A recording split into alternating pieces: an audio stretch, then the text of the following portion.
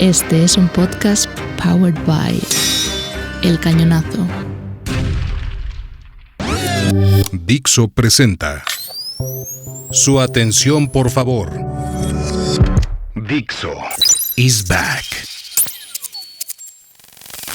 Lo que ocurre es que son causas complejas y entonces mi problema ¿cuál es? Que es mucho más fácil conceptualizar un pozo de agua, es mucho más fácil de explicar, ¿no? Y entonces hay organizaciones que se dedican solo a eso y tienen mucho más fácil la comunicación y el marketing, ¿no? Que en mi caso, por ejemplo, conceptualizar la calidad educativa, ¿no? Y la importancia de la formación de profesores o es mucho más fácil dinamizar y comunicar una emergencia que, por ejemplo, hablar de cómo reducir el dropout de las niñas en secundaria, ¿no? Por eso yo creo que tenemos que ir acompañando de una donación afectiva a una solidaridad más madura.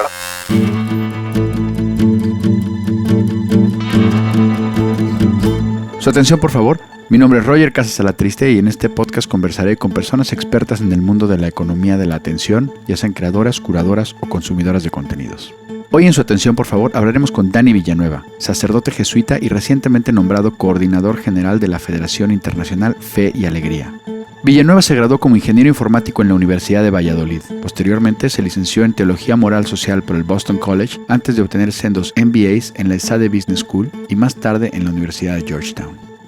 Dani forma parte de otros organismos internacionales como la Red Javier, además de patronatos y consejos de instituciones sociales como la Fundación ICAI, y es miembro del Consejo de Administración de las previamente mencionadas ESADE y Georgetown.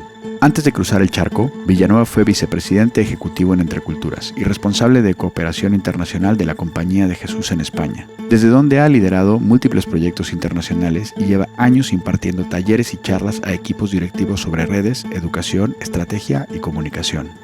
Con Dani hablaremos de cómo compite una ONG en la economía de la atención y de por qué la comunicación no es solo una herramienta sino parte de la misión de dichas organizaciones, de lo que supone la llegada del Papa Francisco a Disney Plus y de cómo puede aprender la Iglesia de las grandes multinacionales para generar un mayor impacto en la sociedad. Muchas gracias por su atención. Hoy estamos conversando desde las oficinas del Cañonazo con Dani Villanueva. Dani, ¿cómo estás? Fenomenal. Pues la verdad es que me da mucho gusto tener esta conversación porque has de saber que ha sido una de las entrevistas de Su atención, por favor, más complicadas de cerrar porque tienes una agenda tremenda. No me digas eso, hombre.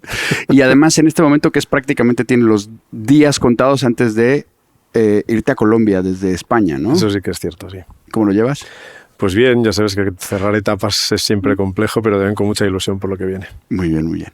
Oye, pues vamos a la conversación. Primero, han de saber que Dani es un personaje como muy polifacético y muy completo, diría yo, en diferentes fases. Y te pregunto, tienes licenciatura en Ingeniería Informática y en Filosofía y Teología. Y te quería preguntar cómo concilias esas visiones que a priori parecen tan distantes. Pues yo creo que la manera de entenderlo mejor es mi propia biografía, el por qué voy estudiando cada cosa, pero yo te diría que de primeras comprendo la ingeniería informática en clave casi filosófica. Siempre he pensado que el ingeniero informático es aquel que formaliza la realidad, ¿no? Y que la gran habilidad del ingeniero de sistemas es ser capaz de simplificar la realidad en un formato que sea abordable por algoritmos y por, software y que de alguna manera el resto de ciencias sean capaces de abordarlo, ¿no? En temas digitales. Uh-huh. Y eso siempre me pareció parte de una forma de aprender la realidad que al final tiene un punto filosófico, ¿no? Pero bueno, la realidad es que estudié filosofía y luego teología porque soy sacerdote jesuita y no era lo que tenía en mi mente cuando empecé la ingeniería, la verdad. Pero bueno, los algoritmos y la fe, a final de cuentas, tienen mucho que ver, ¿no? La fe tiene que ver con todo, también con los algoritmos. Muy bien. Y te cito, tus obsesiones son la educación, las redes y la comunicación. Las tres yo creo que bastante actuales, ¿no? Así es, así es. ¿Y cómo se llevan, digamos, o cómo se conjuga esto, digamos, en tu labor, ¿no? Educación, redes y comunicación. Bueno, la educación es como la gran teoría de cambio, ¿no? En mi cabeza, al menos, y lo que he vivido siempre es que la forma de transformar la realidad es a través de la educación, ¿no? Al final todos somos personas y la forma de acceder y dar forma a la realidad es educando, acompañando a comunidades y a personas, ¿no? Por eso siempre ha sido el centro de mi labor. Lo que ocurre que luego, como tengo este background de tecnología y comunicación, pues siempre he visto las posibilidades que tiene la utilización de estas herramientas y por lo tanto desde el principio, hace ya un montón de años que le veo una potencialización enorme, no a las redes sociales exclusivamente, sino especialmente a las redes institucionales y los nuevos niveles de agencia que se están creando en el mundo, ¿no? Pero que esas redes institucionales, si le sumas la capa, digamos, de las herramientas tecnológicas de las redes sociales, pues evidentemente seguro se potencian, ¿no? Yo creo que la era de la colaboración en la que estamos hoy en día, que es la que posibilita esas redes de instituciones, solo ha sido posible gracias a la tecnología. Eso es lo que nos ha abierto como de golpe, ¿no? Yo creo que estamos viviendo históricamente momentos apasionantes en los que es posible soñar, proyectar, coordinar y hacer cosas que hasta hace 10, 15 años eran impensables. Y que me acuerdo, una de las primeras cosas que hablamos cuando nos conocimos hace algunos años fue precisamente esa intención que tenías tú como de educar o de instruir a lo mejor, ¿no?, a gente más del mundo de la religión en estas cosas, digamos, lo más punteras a nivel tecnológico y a nivel de comunicación, ¿no?, de herramientas sociales. O sea, mis estudios en teología fueron en Boston College justo sobre la dimensión transnacional de la Iglesia, ¿no? Yo estaba obsesionado en aquel momento por cómo aprender de otras transnacionales religiosas y multinacionales, cómo utilizaban ese ser cuerpo internacional para su ventaja, ¿no? Y yo estaba buscando la forma de, como Iglesia y en nuestro caso como Compañía de Jesús, como jesuitas, cómo podíamos aprender de esas grandes multinacionales para también tener un mayor impacto, y ahí es clave la comunicación. Entonces, desde el principio también entendí que una de mis labores proféticas dentro de la Iglesia era como ayudar a mis compañeros a entender la importancia de las redes sociales más allá de lo anecdótico, ¿no? Y eso está siendo complicado. Y es que me imagino que tiene que ser muy complicado porque eso pasa en esas grandes corporaciones, ya de por sí es difícil, ¿no? O sea, hay grandes instituciones que es como muy resistente, pero me imagino que en vuestro caso debe ser tal vez incluso más resistente, ¿no? Bueno, ten en cuenta que la gran capacidad de la Iglesia y de la Compañía de Jesús es la inculturación. Yo siempre he dicho que somos expertos en estar enraizados en el territorio y con la población, con las comunidades. La Iglesia siempre ha sido muy del sitio donde está, gracias a Dios, porque ahí es donde ocurre, ¿no?, la vida y donde estamos las personas, y yo creo que es donde tenemos que estar. Lo que está pasando en estos años es que se vuelve crucial la posibilidad de conectar esos espacios locales, ¿no?, y esas comunidades locales a niveles regionales, internacionales y globales, y eso empieza a ser también misión de la Iglesia. No somos una Iglesia católica, Iglesia universal, y las posibilidades que se dan en esos nuevos niveles de agencia son tremendas, y no siempre están siendo explotadas o están siendo habitadas de la misma manera que si habitamos lo parroquial o lo local, ¿no? Y eso son para mí la gran ventaja de cuando empezamos a entender que la comunicación, las redes, la tecnología nos permite elevar el nivel de agencia a todos, en todas las dimensiones, también a nivel, por ejemplo, pastoral o también a nivel laboral, apostólico, social. Hay unas posibilidades grandes. Que eso, digamos que visto de un punto de vista aislado, dices, oye, pues tiene toda la lógica, y debe facilitar mucho el trabajo, ¿no? Pero ahora viene la parte de la competencia, ¿no? Entonces voy a poner voz de tráiler, ¿no? En un mundo donde la atención es cada vez más escasa y los recursos de las ONGs como Entre Culturas o Albuán son limitados, ¿qué estrategias de comunicación y de marketing utilizas para atraer la atracción del público en un entorno saturado de contenidos? Bueno, eso es lo primero que creo que es importante, aunque yo creo que se deduce de todo lo que hemos dicho, es para organizaciones como las nuestras la comunicación no es solamente un instrumento, ¿no? Es también parte de nuestra misión, y eso cambia todo, ¿no? Entendemos que nuestro hacer también tiene que ver con sensibilizar, ¿no? Con educar, con cambiar perspectivas a la gente, ¿no? Y entonces necesito decir esto antes, porque para mí el marketing es una de las dimensiones, ¿no? La gente cree que las ONGs lo que hacemos es captar dinero y que el objetivo de la comunicación es instrumental para la captación. Y es verdad, en parte. Uh-huh. Para nosotros es tan importante como captar, es lograr, por ejemplo, que la persona que recibe nuestra comunicación comprenda, ¿no? Que de su estilo de vida, que de sus opciones personales también hay consecuencias para el bien común, y que existen formas en las que se pueden transformar la realidad, y tú, en concreto, eres alguien que puede ser parte de la solución, por ejemplo, ¿no? Entonces, por eso nuestra comunicación, como te digo, tiene una vocación muy grande de ser transformadora, tiene también una vocación obvia de ser herramienta política, ¿no? Es muy claro en los Greenpeace, es muy claro también en la Amnistía. Hay una idea muy fuerte de con la comunicación denunciamos y hacemos posible cambios, ¿no? Y eso también es parte de nuestra agenda. Que yo creo que es un tema, debe ser complicadísimo. Mira, yo suelo poner de ejemplo, hablando de branded content, cuando trato de hacer la separación o la división entre la comunicación push y pull. Cuando trato de ejemplificar el push, me remito a los facers, ¿no? A esta gente que, bueno, voluntarios que traen, pues se ponen su chalequito y están en la calle preciados o en calles con mucho tránsito, y uno está paseando y te cortan el paso y te dicen, oye, dona o coopera o lo que sea, no sé cuánto, ¿no? Y que a lo mejor igual eso es con lo que nos quedamos, ¿no? Que es lo que decías un poco, ¿no? O sea, no se trata solamente de conseguir un donativo, sino de cambiar una mentalidad, ¿no? ¿Qué te iba a decir? Casi que es contraproducente, al menos es en mi visión. Si esa es la idea que tengo de la ONG, que lo que está buscando es mi dinero, estoy perdiendo gran capacidad de transformación, ¿no? En lo que podría hacer como organización. Por eso, para nosotros es fundamental que se nos comprenda como un instrumento de la sociedad civil a través del cual es posible ejercer mis posibilidades de cambio social, ¿no? Entonces, ¿qué hacemos a nivel de contenidos? Por ejemplo, vincularnos mucho la estrategia es vincularnos mucho a temas de actualidad, ¿no? Estamos continuamente leyendo la realidad, especialmente en su dimensión más de justicia y tema social, para ver en qué medida nuestro trabajo se puede vincular a lo que está en ese momento en el mainstream.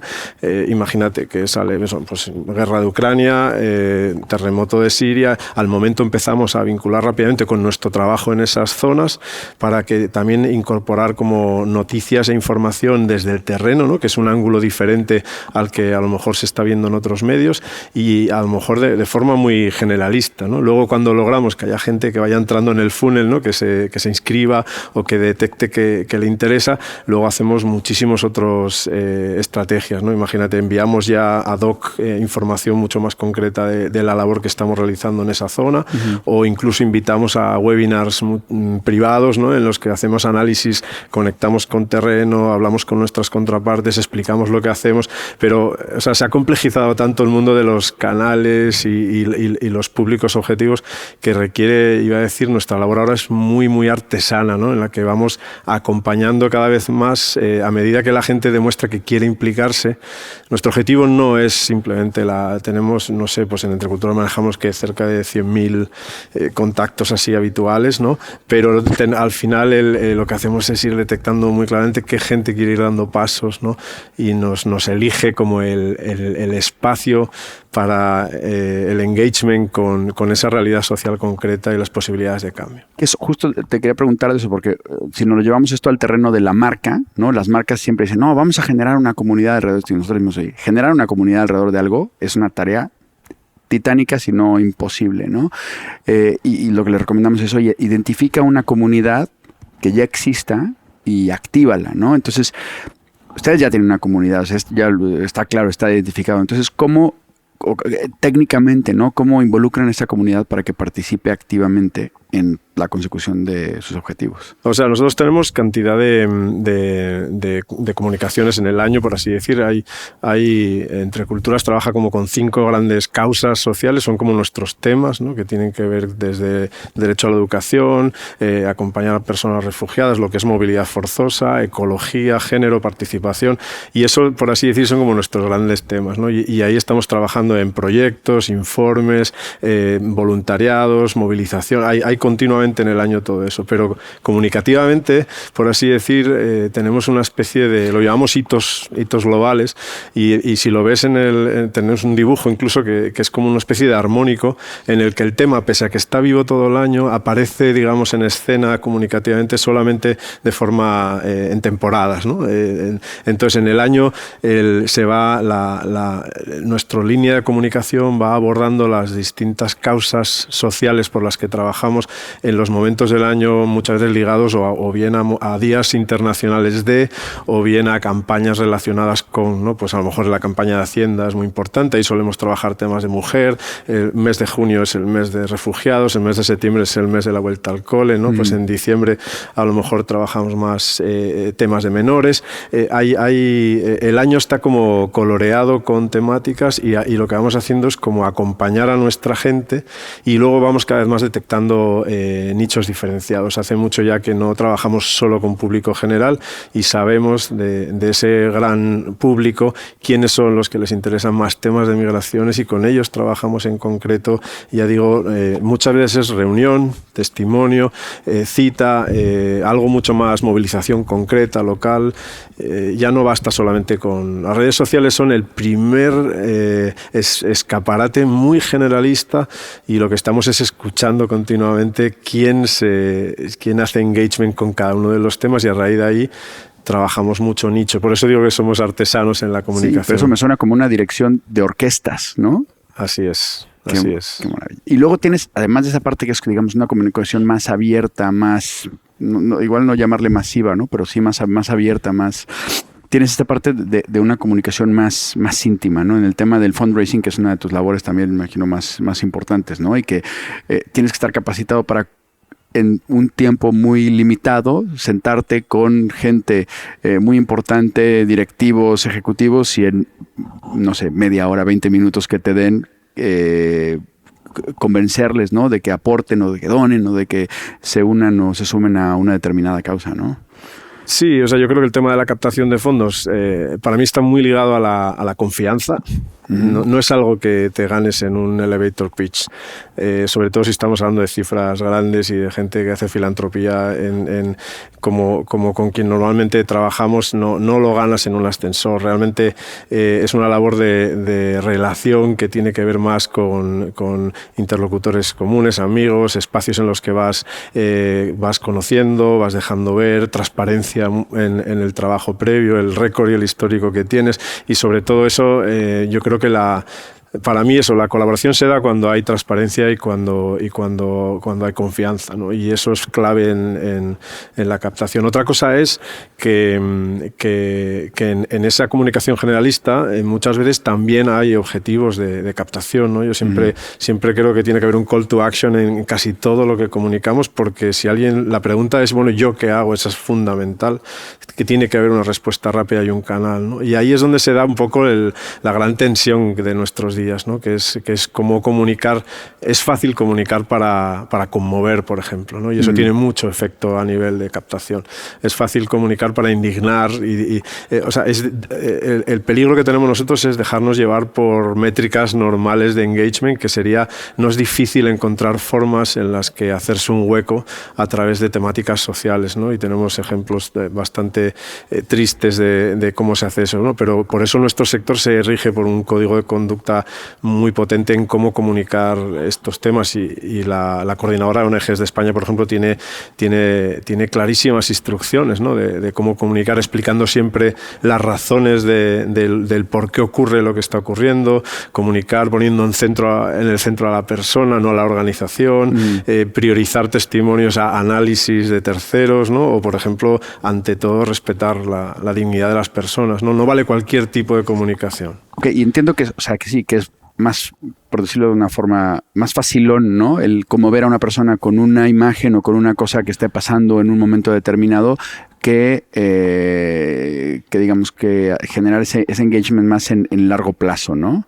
¿Tendrías algún ejemplo de algo que nos puedes decir como que ejemplificar esas dos velocidades o esas dos maneras de enganchar? O sea, yo creo que siempre todas las organizaciones tenemos el chance de, llegada a una situación de crisis o de emergencia, tienes el chance de qué tipo de imagen, por ejemplo, vas a priorizar en tus posts, o qué tipo de título o qué tipo de copy metes en las redes, ¿no?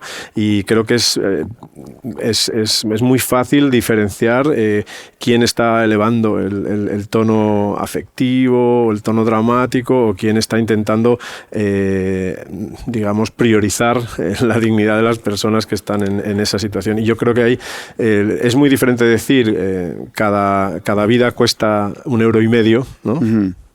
Lo cual es un absurdo, o una cara de un niño con moscas en los ojos y quiero decir, hemos visto comunicación de este tipo en nuestro país y no tan lejos en el tiempo, ¿no? Sí. Y a intentar explicar, ¿no? el cómo está una comunidad siendo resiliente ante el terremoto, ¿no? O de qué manera, ¿no? una madre está cuidando de sus hijos con dignidad y valentía, ¿no? En una situación. Yo creo que nosotros tenemos la responsabilidad, ¿no? De transmitir primero una imagen esperanzada del mundo, ¿no? Es decir, tenemos que ayudar no a levantar más todavía ruido o más todavía drama alrededor de la realidad, sino a cohesionar a la sociedad civil en torno a los problemas que tenemos y que pueden ser abordables, ¿no? Esa es la labor que yo entiendo que tiene las ONGs, y creo además que nuestra comunicación tiene que ser parte de eso, ¿no? Lo que ocurre es que son causas complejas, y entonces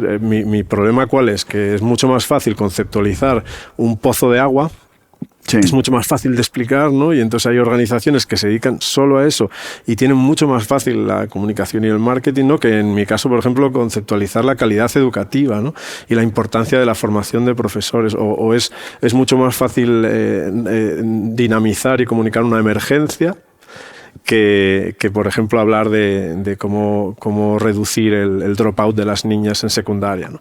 Bueno, ese es nuestro y por eso yo creo que tenemos que ir acompañando de una donación afectiva a una solidaridad más madura, ¿no? Yo creo que en España en concreto hemos dado pasos enormes hacia pools de donantes cada vez más maduros, que entienden qué organización es marketing puro y qué organización realmente está metida en las coordinadoras regionales, dinamizando la sociedad en la calle, aquí también en España, y trabajando realmente con impacto a nivel internacional. Hay muchas organizaciones distintas y solo la comunicación sería un indicador muy peligroso, ¿no? Y además yo creo que esto llevado, digamos, ya a tu organización, ya como equipo, pues claro, te requiere de un nivel de profesionalización que es, me imagino, difícil de encontrar, ¿no? También en el propio sector. O sea, la gente creo que se sorprende mucho cuando visita nuestras organizaciones, porque al ver las oficinas somos como cualquier otra empresa el nivel técnico, por ejemplo, de comunicación y relaciones institucionales está al mismo nivel de mercado que cualquier otra empresa, y trabajamos, de hecho hay una competencia fortísima en el sector por la gente de marketing digital, la gente de relaciones institucionales. Es muy importante el tener ahí nivel de profesionalidad y talento, porque es una de los motores de la organización. Sin duda eso parece, y seguramente gente de la que nos esté escuchando y que sea más del mundo del marketing dirá, aquí hay muchas cosas de las que tomar nota y de las que aprender. Pero vamos ahora a otro terreno, a otro de tus terrenos, donde también hay otro tipo de competencia u otro tipo de actualización, digamos, con el mundo actual, ¿no? Y eso es tu labor como sacerdote jesuita, en la que parte de tu labor también es oficiar misas y otros rituales que tienen duraciones y ritmos establecidos, ¿no? Entonces, quería saber qué papel juega la tecnología, o no sé, no qué tanto juega la tecnología, sino tu conocimiento de la tecnología en tu labor como sacerdote, ¿no? Bueno, ahí hay como niveles distintos. Yo creo que a nivel de comunicación en una misa, ¿no? La homilía, que es como el ejemplo clave, yo siempre he dicho que es como, bueno, pues son 6-10 minutos donde tienes a un público cautivo, ¿no? en la celebración, y de alguna forma no hay feedback, solamente eres tú hablando, con unos retos salvajes, porque tienes una mezcla tremenda de personas con distintas experiencias personales, distinta experiencia de Dios, vivencia religiosa, y de alguna manera tienes que lograr que en esa celebración todo el mundo pueda avanzar, ¿no? En su camino, digamos, personal de fe. Y eso es un reto tremendo, pero creo que, y si vienen todas las semanas, al final es verdad que hay una posibilidad de impacto bien alta, y que es como un podcast de 6 minutos a la semana, ¿no? Ahí intento, bueno, todos los sacerdotes tenemos formación en retórica, en oratoria. Yo creo que hay una dimensión muy fuerte de cómo en esos pocos minutos hacer tailoring de las lecturas del Evangelio, de lo que la Iglesia propone universalmente al espacio de tiempo y el momento vital de las personas que tienes delante, ¿no? Creo que ese es el reto principal en nuestra comunicación. La tecnología creo que lo que abre es las posibilidades enormes de la comunidad universal de la Iglesia, ¿no? Por ejemplo, durante el COVID fue clarísimamente una de nuestras grandes herramientas, ¿no? Empezamos a los pocos días de empezar el confinamiento, ya estábamos retransmitiendo por YouTube las Eucaristías. La Semana Santa, esa primera del 19, hicimos todo tipo de eventos en streaming y con grupos incluso creamos una especie como de comunidad global que duró meses y que yo creo que tuvo un papel importantísimo para ayudar a muchas personas a sobrellevar una situación que jamás habíamos tenido que abordar en la vida. Y eso, ahora que mencionas el tema COVID, ¿eso ha dejado un pozo, o sea, se ha sedimentado, digamos? O porque ahora como que lo que estamos viviendo es que estamos volviendo a la presencialidad y todas esas cosas que sí aprendimos y que sí más o menos incorporamos en nuestra vida, pues igual tienen una utilidad, pero un poquito a lo mejor más limitada. ¿Eso qué tal? ¿Cómo se proyecta a día de hoy esos aprendizajes de entonces? O sea, yo creo que el mundo entero adelantó 10 años en uso de tecnología durante el COVID. Yo creo que eso es así universal en todos los sectores. En el nuestro, claramente, porque es un sector de gente más mayor, como menos acostumbrados a la tecnología, y durante esos meses o esos años el avance fue tremendo. Entonces ahora es muchísimo más fácil organizar eventos online en el mundo eclesial que antes, ¿no? Lo que pasa que, bueno, toda la parte de sacramentos y de celebración de Eucaristías y demás, esa la paramos en cuanto pudimos, porque eso está muy ligado a las comunidades locales, sí. Y no tiene sentido utilizar tecnología cuando lo que buscamos es la experiencia de comunidad y la celebración local, ¿no? Pero ha quedado muchísimas de lo que exploramos. Imagínate, para que te hagas una idea, ¿no? A nivel de Compañía de Jesús, en el primer mes de confinamiento fuimos capaces de levantar un dashboard mundial en el que era posible ver por Tableau, a nivel de Business Analytics, podíamos ver el impacto que estaba teniendo la pandemia en todas las obras sociales educativas de la compañía a nivel mundial, ¿no? Y era porque el gran problema que tuvimos al comienzo en las redes internacionales era la falta de información. La respuesta fue tremendamente buena a nivel local, porque en todos los lugares hubo enormes ejemplos de adaptabilidad brutal a las circunstancias, pero no había información ni comunicación a nivel macro, ¿no? Y por lo tanto las estrategias internacionales nos quedamos parados y bloqueados, y por eso nuestra primera obsesión era conseguir conectar e informar, y también como simplificar para que fuera abordable, ¿no? Y eso solo ha sido posible gracias a la tecnología. Eso es así. Y que esa tecnología, además, digo, tú la llevas en vena, tú eres un early adopter, para entendernos, y voy a decir un ejemplo muy, muy bobo de hace unos minutos, ¿no? Antes de que empezara la entrevista. Estamos ahora mediados de marzo en Madrid y estamos teniendo un primer fin de semana así más o menos primaveral, y me acuerdo que dijiste, sí, le pregunté a Alexa ¿qué temperatura hace? Y te diste cuenta que hacía bastante más calor de lo que te imaginabas para ver qué te ibas a poner, ¿no? Y que eso creo que es una cosa que te distingue mucho, ¿no? O sea, de que estás siempre como a la última de herramientas y de tendencias del mundo de tecnología, para tu vida en particular y pues también para aplicarlo a tu labor más profesional y pastoral, ¿no? Hombre, a mí me gusta mucho, o sea, he nacido y me he educado en el uso de la tecnología, me encanta explorar y luego tengo también soy muy intuitivo y en esa intuición veo las posibilidades que se vienen, ¿no? Como con bastante rapidez y eso me encanta explorar, ¿no? Yo recuerdo cuando salió el iPad, la primera tablet fue para mí digo de broma, ¿no? Que fue life changing porque efectivamente el poder incorporar ese tipo de portabilidad a la pantalla para mí, por ejemplo, fue clave en mi forma de trabajo, ¿no? O desde siempre he tenido como la sensación de no ser capaz de abordar toda la información que yo estoy queriendo procesar, ¿no? Esa curación, por eso Twitter me fascina y tengo todo un sistema como de funnel de curación para poder ir abordando y leer y captar y sintetizar todo lo que ocurre y que es clave para luego tomar decisiones, ¿no? Bueno, pues eso es lo que me ha ido llevando como a ir incorporando tecnología a mi trabajo y a mis equipos de forma que cada vez sea más fácil aprender lo que ocurre, ¿no? Y la tecnología en eso es una mediación fundamental, es imposible si no. Eso del funnel me interesa. ¿Cómo lo tienes organizado, si nos pudieras contar? Bueno, lo principal para mí, la principal fuente de información es Twitter y la verdad, y luego muchas newsletters a las que estoy escrito. Espero un poco a que me llegue porque si no doy abasto. Y ahí lo que hago es, según voy viendo titulares o voy viendo artículos, los paso a Good Links, a que vaya quedando.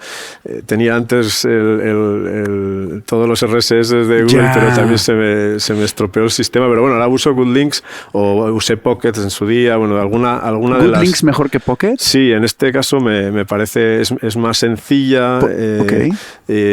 Yo creo que fue gratuita y bueno, fui viendo que me resultaba más... Yo tiendo al texto, ¿eh? Tú trabajas más en el mundo del audiovisual, pero yo no... No me discrimines, por favor.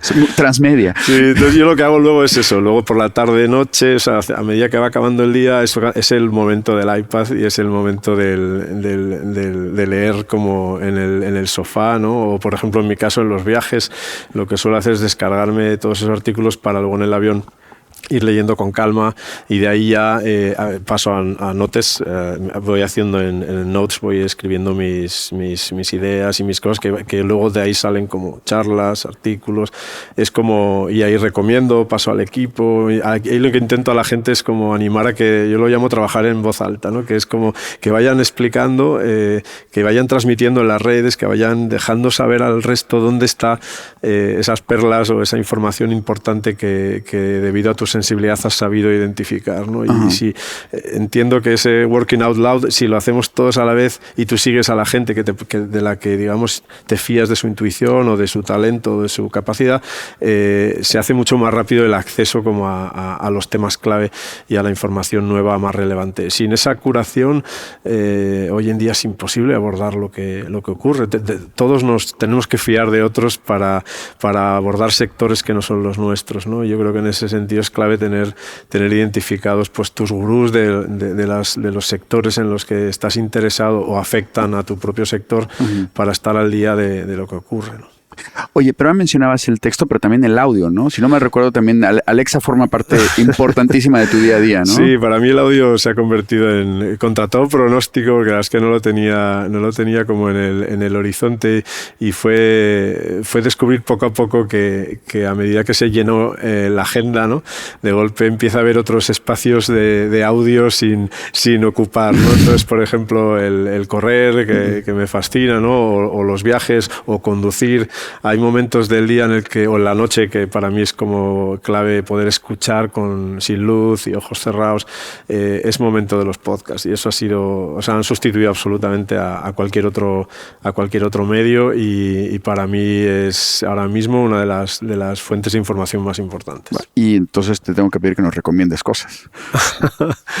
Es complicado, pero bueno, yo utilizo muchas de noticias, digamos, para el día a día. Sí. Por ejemplo, la ducha es otro otro momento que estaba sin ocupar, y ahí es cuando escucho las noticias. Hay uno de BBC Global News que es estupendo, en el que en muy pocos minutos te hacen una visión general de lo que está pasando en el mundo. Y luego soy muy freak de Apple y escucho siempre a Javier Lacorte en Loop Infinito. No sé si conoces, es para mí uno de las referencias diarias de que eso te delata ya como nerd, friki, ¿no? O sea, ya si no estaba claro ya para estas alturas de la entrevista, ¿no? Luego ahí tienes otro, el Alex Barrera tiene uno que se llama Mixio, que también resume de manera muy, muy breve las noticias de tecnología, o Matías Zavia en Cupertino. Ahora con inteligencia artificial han abierto otro podcast que se llama Monos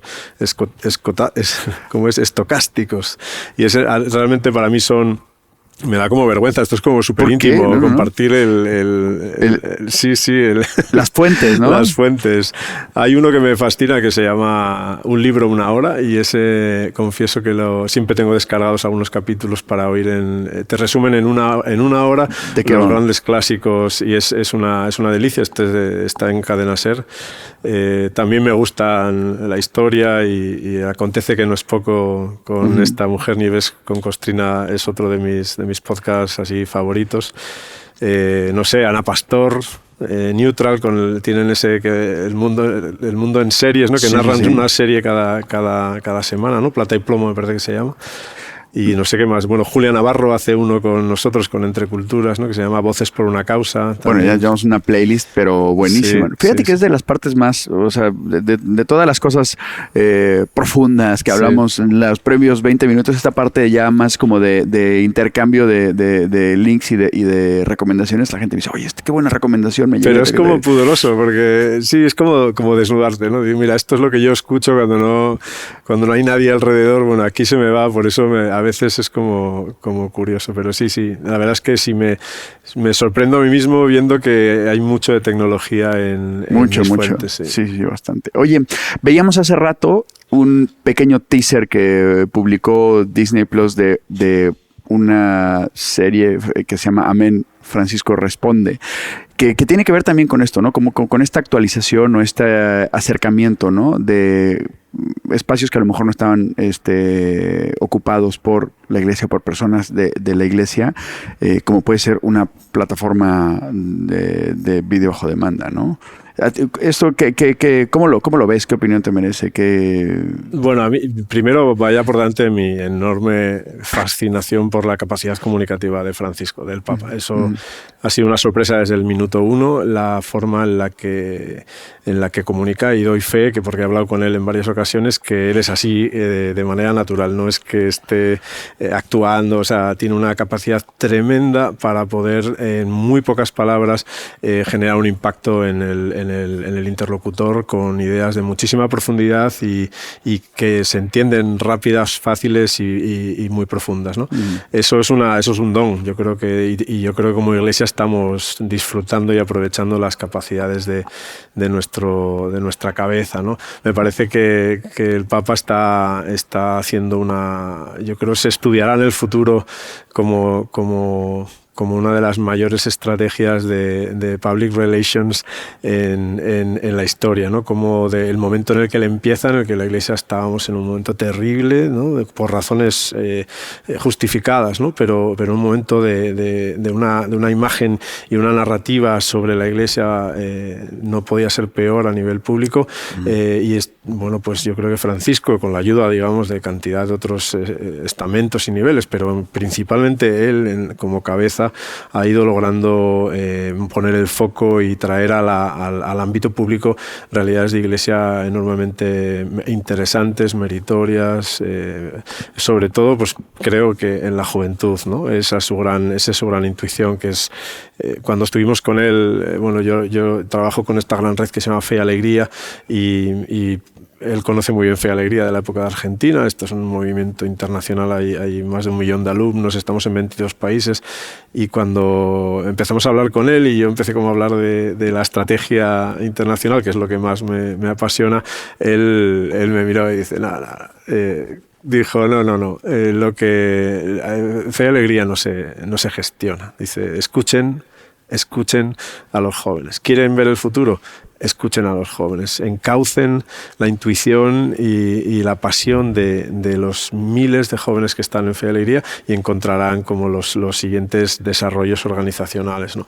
Esa, yo creo, Roger, que es una de las grandes capacidades de la comunicación, que para mí ha sido un descubrimiento durante estos últimos años, ¿no? Que es yo creo que hay una dimensión que es de pertenencia, de creación de identidad, que es cada vez más importante porque el mundo se está fragmentando, la realidad es cada vez más compleja, ¿no? Entonces la comunicación tiene una labor de sense making, ¿no? Que es clave para entenderme yo, para entender a mi comunidad, para entender qué es lo que yo estoy llamado a hacer. Y todos y todas estamos en esa especie de búsqueda, ¿no? ¿Qué sentido tiene esto, ¿no? La realidad, la vida. Y yo creo que esa es la estrategia principal para la Iglesia, y creo que es la estrategia principal para, por ejemplo, las organizaciones sociales. Es dar sentido de lo que ocurre de forma que tú puedas entender cuál es tu manera de participar en eso y cuál es tu vocación o tu llamada para ser parte de una respuesta, ¿no? Eso no sé si me estoy yendo muy, pero esa es la esencia. Yo lo vi muy claro he dirigido la comunicación digital en las dos últimas grandes congregaciones de la compañía a nivel mundial, en el 2008 y en el 2016, y para mí fue clave el entender, o sea, comunicando experiencias globales, es clave poder dar a la propia gente que participa de las experiencias, hay una búsqueda de sentido, porque todos tenemos solo ángulos parciales de experiencia, ¿no? De la realidad. Y hoy en día no basta solo con eso. Además es peligrosísimo. Aquella persona que crea que su ángulo parcial es el todo, es el origen de todos los grandes problemas que estamos viviendo hoy en día, ¿no? Por eso hay una llamada a despertar, ¿no? a ese sentido del conjunto que creo que comunicativamente es fundamental. Claro, yo lo que digo es que quienes estudiamos comunicación en finales del siglo pasado, principios de y que hemos crecido con los medios de comunicación, los medios masivos, que nos enseñaron muy bien a utilizar el megáfono, pero no nos enseñaron a utilizar el estetoscopio. Efectivamente. Y que el estetoscopio es muchísimo más importante para antes de que agarres el megáfono y digas algo. O sea, yo siempre digo que la clave de la comunicación, en el caso nuestro de Iglesia, una de las claves es la capacidad de escucha. Es totalmente nuevo las posibilidades que tenemos hoy, gracias a la tecnología y a los medios, de poder escuchar la enorme diversidad y experiencia universal que se da dentro de nuestras propias estructuras, ¿no? Y no se puede decidir hoy en día sin escuchar eso, ¿no? Por eso, para nosotros, por ejemplo, la Compañía de Jesús durante 2 años estuvo en un proceso para llegar a cuáles son nuestras preferencias apostólicas universales y decir, por así decir, las grandes opciones estratégicas a nivel mundial. 2 años de escucha, 2 años de trabajo, que es lo que es esta labor sinodal en la que está la Iglesia ahora, que es cómo trabajar primero a nivel de parroquias, a nivel de familias, a nivel de grupos, a nivel nacional, a nivel de regiones, es ir agregando de alguna manera el sentir y el parecer de los distintos ángulos y las distintas fronteras que forman hoy en día la realidad, porque solo con eso hoy en día alguien puede tomar una decisión, ¿no? Es imposible pensar de otra manera. Por eso digo, la escucha es una de ellas, la otra es la participación, el abrir a la participación es otra gran potencialidad de la tecnología que en la Iglesia es clave, y la tercera es el ofrecer oportunidades de acción, o sea, el elevar el nivel de agencia, ¿no? Que hoy en día ya no basta con lo que uno hace en la parroquia, puedes hacer cosas enormes en otros lugares y a la vez que antes eran inconcebibles, ¿no? Dani Villanueva, nos acercamos al final de la entrevista. ¿Dónde está tu atención? O sea, ahora mismo, claro, es que estoy en pleno cambio vital. Termino en mi trabajo aquí coordinando la cooperación internacional de los jesuitas en España, con Entre Culturas y Alban, y me estoy marchando a dirigir esta gran red que se llama Fe y Alegría, ¿no? Viviré en Colombia y justo ahora me quedan 2 semanas aquí, por eso estoy mi atención ahora totalmente está en entender cuál es el momento de Fe y Alegría, y tengo como 6 años para poder crear un impacto, pues cuál va a ser cuál es mi aporte o cuál puede ser mi aporte, y en eso estoy como dándole mucha cabeza, y ahí es donde estoy. Se te va a pasar volando, lo sabes, ¿no?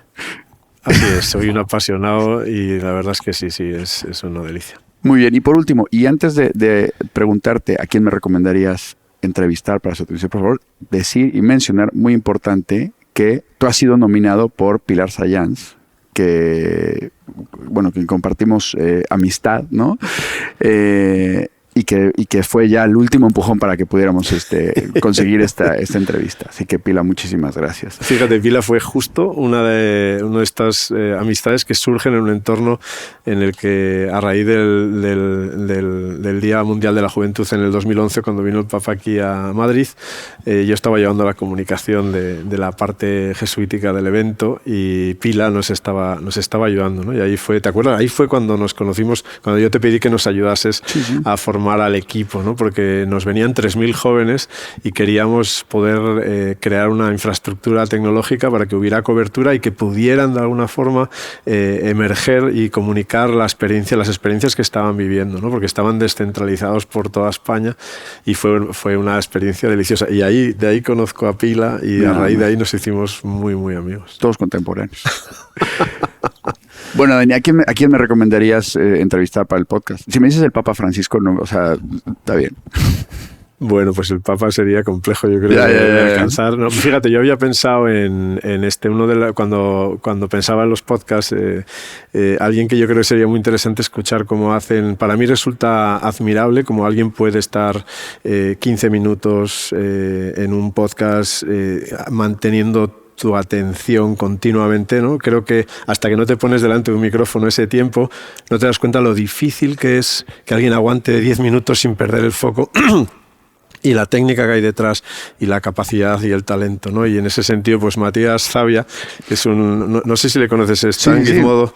Recomendado por ti, por supuesto. Pues me parecería que es alguien al que me encantaría que pudieras entrevistar para entender cómo hace, ¿no? Viven totalmente en la realidad actual, en este caso en tecnología, y tiene una manera de narrar y de traer los temas que me parece que merecería la pena una buena conversación. Pues apuntadísimo. Y aquí ya llevamos ya 40 y un poquito minutos y la verdad es que ha sido una gozada de conversación, como siempre es contigo, y pues muchísimas gracias. Pues nada, un placer, la verdad. El placer ha sido todo mío y para las personas que nos están escuchando, como siempre, muchas gracias por su atención. Esto ha sido Su Atención, por favor. Si te gustó esta conversación, sigue el podcast y dale a la campana para estar al tanto de los nuevos episodios en los que hablaremos con las voces más relevantes del mundo de la economía de la atención. ¿Quieres proponernos alguna entrevista o que toquemos algún tema en especial en este podcast? Envíanos tus sugerencias a través de las redes sociales de El Cañonazo o a info@elcanonazo.com. Este podcast ha sido posible gracias a Dirección de Producción, Manfredi Giannone. Producción, redacción y comunicación, Amparo Vega y Marcos Párraga. Tema musical, Iván Raimores y Roger Casas Alatriste. Voz del audiólogo, Silvia Serrano. Diseño de audio y postproducción, Dixo. Diseño gráfico, Banff Creative Studio, Clara Martínez e Isa Valdés. Idea original y dirección, Roger Casas Alatriste. Este es un podcast powered by El Cañonazo. Te espero en el próximo capítulo de Su Atención, por favor, y como siempre, muchas gracias por escucharnos.